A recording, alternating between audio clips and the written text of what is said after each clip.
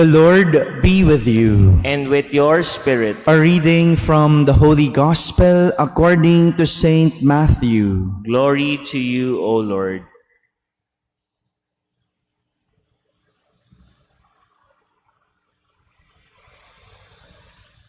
Jesus said to his disciples, "Do not think that I have come to abolish the law or the prophets. I have come not to abolish, but to fulfill. Amen, I say to you, until heaven and earth pass away, not the smallest letter or the smallest part of a letter will pass from the law, until all things have taken place. Therefore, whoever breaks one of the least of these commandments and teaches others to do so will be called least in the kingdom of heaven. But whoever obeys and teaches these commandments will be called greatest in the kingdom of heaven."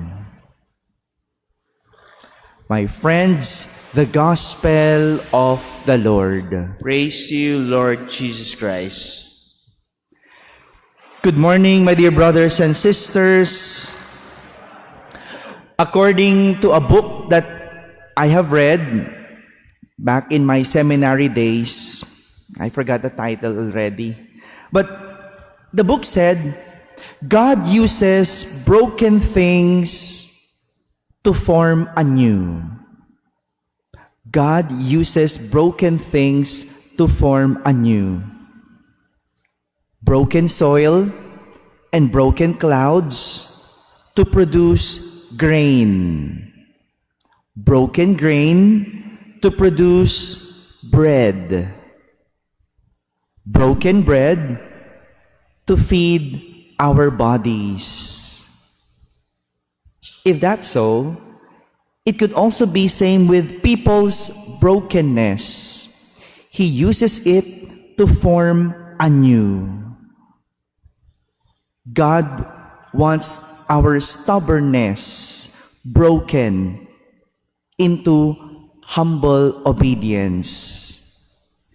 Totoo ito para sa mga bumagsak at ngayon nakabangon. Minsan nagkamali, ngayon tinatama ang buhay. Sa mga nawalan at muling nagkakaroon. Nasira at ngayon bumubuo muli o binubuo muli.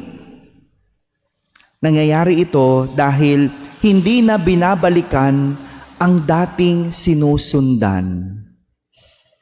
Hindi na binabalikan ang dating sinusundan. Natuto na, kaya sumusunod na. This best describes what God wants for the Israelites in our first reading. God saved them from slavery in Egypt.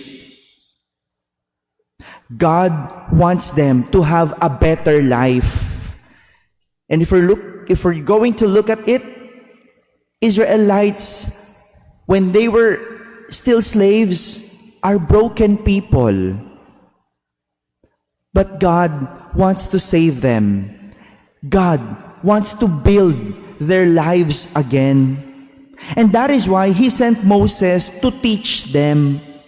And Moses told them, I'll use the Tagalog translation, mas maganda at mas malinaw. Sabi ni Moises, mga Israelita, upang mabuhay kayo ng matagal at makarating sa lupaing ibinigay sa inyo ng Panginoon, unawain ninyong mabuti at sundin ang tuntuning itinuturo ko sa inyo. Unawain at sundin ang tuntuning itinuturo ko sa inyo. From being slaves or broken people, God wanted Israelites or the Israelites to build a better life in a land where God prepared for them. But this will only happen if they will follow the commandments, if they will follow Moses, if they will follow God's commandments. Sa madaling salita, aayusin ni Jesus ang kanilang nasirang buhay, ngunit mangyayari lang ito kung susundin nila ang Diyos. Pero kung susuway sila, mas lalong masisira sila. Simple as that. From slavery to build their lives again, God gave them commandments. To have a better lives, they must follow the commandments. And this is also what Jesus is trying to say in the gospel, that He came not to abolish the law or the prophets, but to fulfill it. He's telling His disciples this because the Jews were accusing Him for breaking the law. Inaakusahan siyang hindi niya sinusunod ang batas. They think Jesus is not obeying because He was healing during Sabbath. He was threatening to destroy the Jewish temple. But actually, they did not understand what temple means for Jesus. They thought Jesus was driving out demons using the name of Beelzebul, the prince of darkness. And they think Jesus is just claiming to be the Messiah. Kung totoo, ang akusasyon nila kay Jesus na hindi sumusunod, kung totoong sinusuway ni Jesus ang batas, edi sana damay lahat ng mga taong kanyang natutulungan. Dahil parte sila ng pagsuway. They could be called accessory to the crime.